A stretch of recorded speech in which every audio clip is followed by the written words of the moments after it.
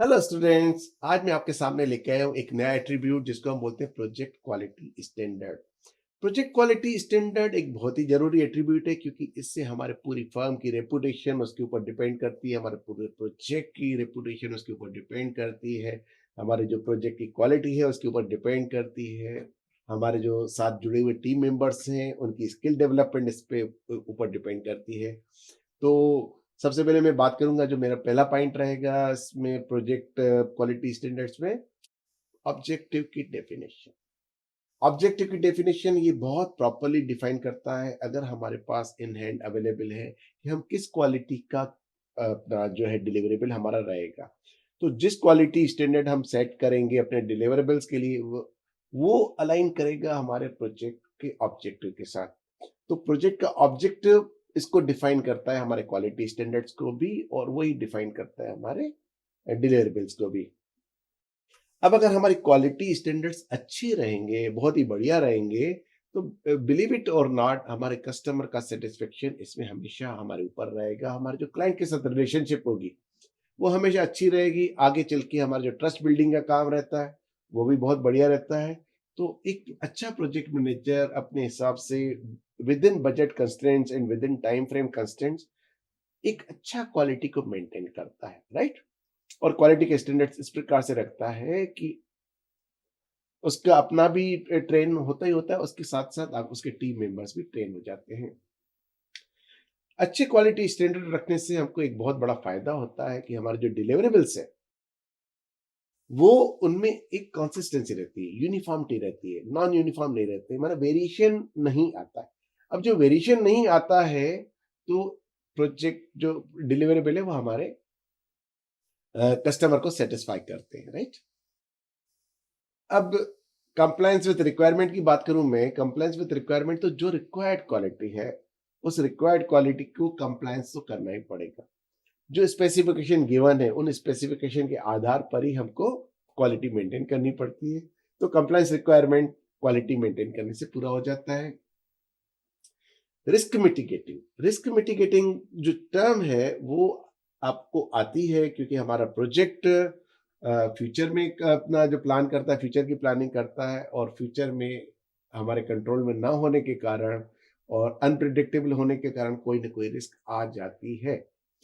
तो अगर हमारे क्वालिटी स्टैंडर्ड्स अच्छे होते हैं, गुड क्वालिटी के हम रखते हैं, तो रिस्क की होने की संभावना, उसके ऑकरेंस की संभावना कम होती है, और अगर होती भी है तो उसके सुधारने की संभावना हमारी बढ़ जाती है। तो रिस्क ऑलरेडी मिटिगेट हो जाती है क्वालिटी स्टैंडर्ड से एडहेरेंस के से। अगर हम अपने क्वालिटी स्टैंडर्ड से जुड़े हुए हैं और हम उससे बिल्कुल भी डिविएट नहीं हो रहे, भ्रष्ट नहीं हो रहे, तो रिस्क मिटिगेट हो जाती है।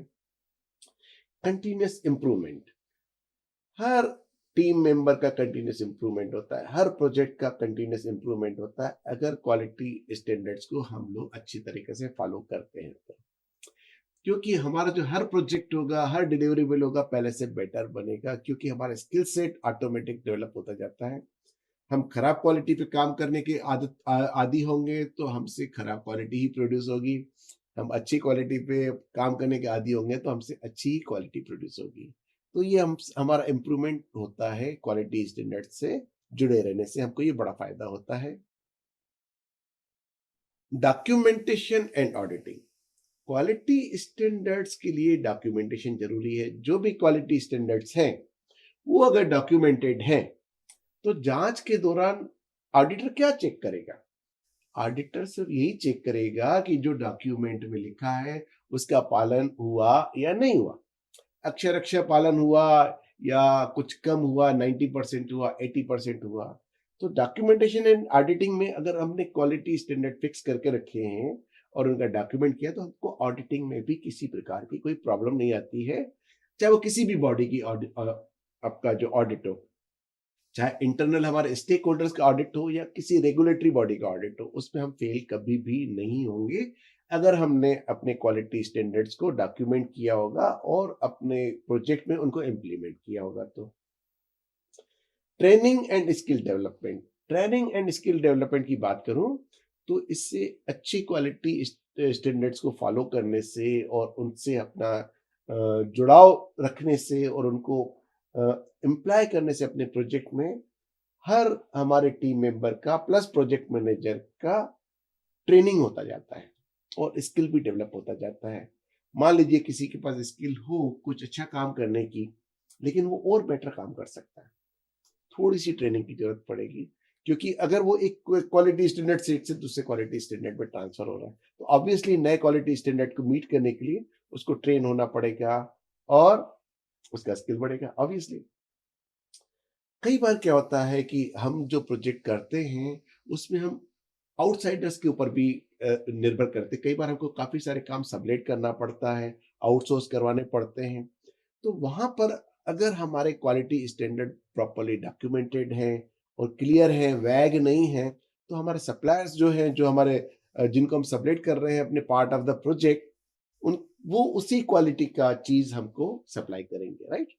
तो एक सप्लायर और वेंडर के बीच में एग्रीमेंट में भी हमारे जो क्वालिटी स्टैंडर्ड्स काम करते हैं। सप्लायर और वेंडर का जो मैनेजमेंट है, काफ़ी कुछ हमारे क्वालिटी स्टैंडर्ड्स के ऊपर डिपेंड करता है। प्रोजेक्ट की रेपुटेशन, अच्छी क्वालिटी वाले प्रोजेक्ट की रेपुटेशन हमेशा अच्छी रहेगी। अच्छी क्वालिटी का प्रोजेक्ट देने वाले प्रोजेक्ट मैनेजर की रेपुटेशन अच्छी होगी।